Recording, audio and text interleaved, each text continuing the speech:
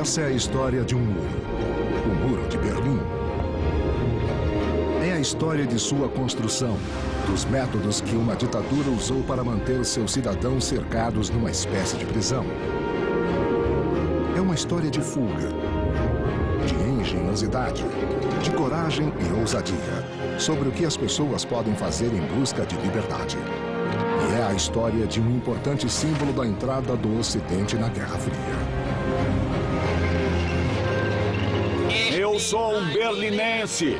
Milhares tentaram passar por cima, por baixo, através ou ao redor, tentando se desviar da tecnologia cada vez maior e mais perigosa do muro. Mais de 1000 morreram tentando. Mais um aqui?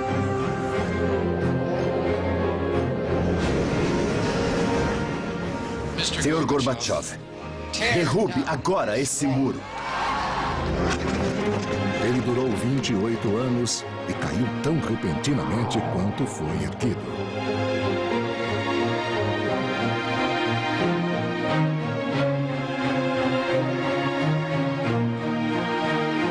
Construção e queda do Muro de Berlim.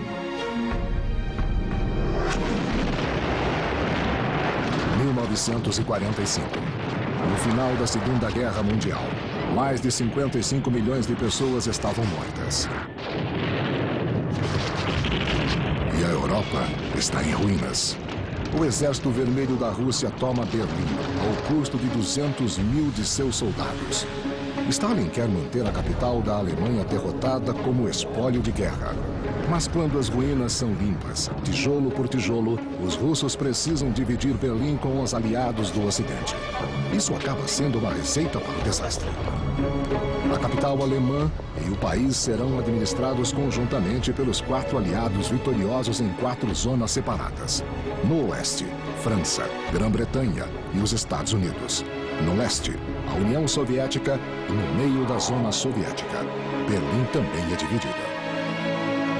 Stalin se referiu a Berlim Ocidental como um tormento constante da ocupação russa do leste da Alemanha. Khrushchev declarou publicamente que ela era um tumor maligno. Essas imagens de uma doença no corpo político do Bloco do Leste, chamado de Berlim Ocidental, eram usadas pelos líderes soviéticos frequentemente. Em 1948, Stalin bloqueia as passagens por terra para Berlim Ocidental para forçar os aliados do Oeste a sair. Americanos e britânicos suprem Berlim Ocidental pelo ar até Stalin desistir. E desde 1949 há 2 estados alemães. Rapidamente, a Alemanha, mais especialmente Berlim, se tornou um ponto de confronto. Na verdade, Berlim serviu para esse propósito durante 40 anos. Foi ponto de confronto não só entre 2 sistemas ideológicos, mas entre 2 centros de poder que lutavam pelo controle da Europa. A Alemanha Oriental, a República Democrática Alemã, junto com Berlim Ocidental, ficaram no meio. A única fronteira ainda aberta é em Berlim. Entre 1949 e 1960, mais de 3 milhões de alemães deixaram o leste comunista em direção ao oeste através de Berlim Ocidental. A população da Alemanha Oriental está encolhendo, perigosamente. Em 1960, 200 mil pessoas fugiram. Até junho de 1961, mais 160 mil já tinham saído. Isso sugava o sangue do país. A frágil economia da Alemanha Oriental precisava de força de trabalho desesperadamente. Os comunistas tiveram medo de que a economia entrasse em colapso. Era cada vez mais urgente fazer alguma coisa que resolvesse o problema que Berlim Ocidental apresentava. Ainda é fácil ir de uma parte a outra em Berlim só mostrando os documentos de identidade. O líder comunista da Alemanha Oriental, Walter Ulbricht, precisa muito de uma solução permanente. Ulbricht era um homem muito determinado. Ele viu isso e começou a forçar a ideia de uma barreira, uma cerca, um muro, chame como quiser, e conseguiu. Então, durante 1960, 61, ele viaja constantemente a Moscou, constantemente telefona dizendo: é isso que precisamos fazer, é o único jeito de resolvermos esse problema. Ulbricht consegue de Moscou, o centro do poder soviético, a permissão para construir uma barreira. Mas quando perguntado sobre suas intenções, ele mente para a imprensa. Há pessoas na Alemanha Ocidental querendo que mobilizemos os operários da construção da República Democrática Alemã na construção de um muro. Isso está certo? Ninguém tem a intenção de construir um muro. Em Moscou, o premier Nikita Khrushchev vê uma chance de neutralizar os aliados em Berlim ou até removê-los. Khrushchev disse que ter Berlim era como poder apertar os testículos do Ocidente quando ele decidisse, quando quisesse causar dor a ele. Ele só apertou Berlim e criou dificuldades. E há uma oportunidade a mais. Khrushchev pode testar a decisão do novo e jovem presidente americano John F. Kennedy. Kennedy disse: não toque em Berlim Ocidental. E o que Khrushchev e seu colega da Alemanha Oriental Ulbricht concluíram disso foi: desde que não infringamos os direitos aliados em Berlim Ocidental a essa altura, os aliados não farão nada, e tinham toda razão. No início de agosto de 1961, Berlim Ocidental está preocupada em fazer seu festival de cinema internacional, totalmente sem saber do desastre iminente. Tudo leva ao 13 de agosto, no meio da noite, quando recebemos um telefonema dizendo que algo estava acontecendo. Harold Smith é um comandante americano em Berlim Ocidental. Ele foi enviado para dar uma olhada e talvez agir. Vão reformar as estradas? O que estão fazendo com todo esse material? E fomos até lá, claro.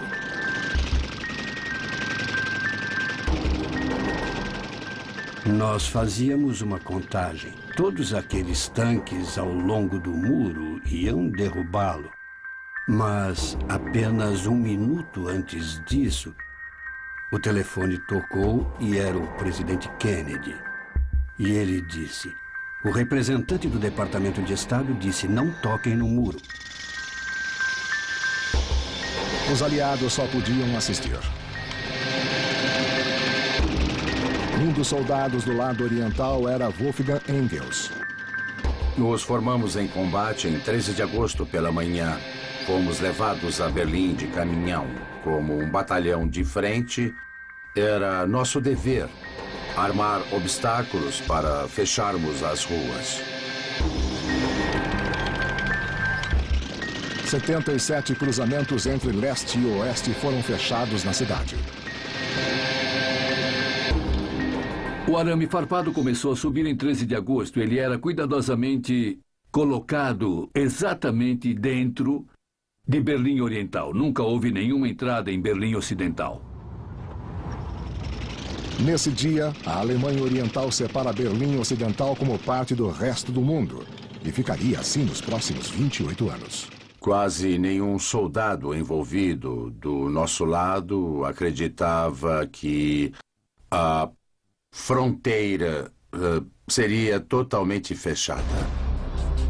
Logo, um muro provisório de 156 quilômetros circundou Berlim Ocidental e seus mais de 2 milhões de cidadãos. Olhando para trás, fico feliz de não ter havido violência e nem tiroteio. Os aliados a oeste deixaram que acontecesse.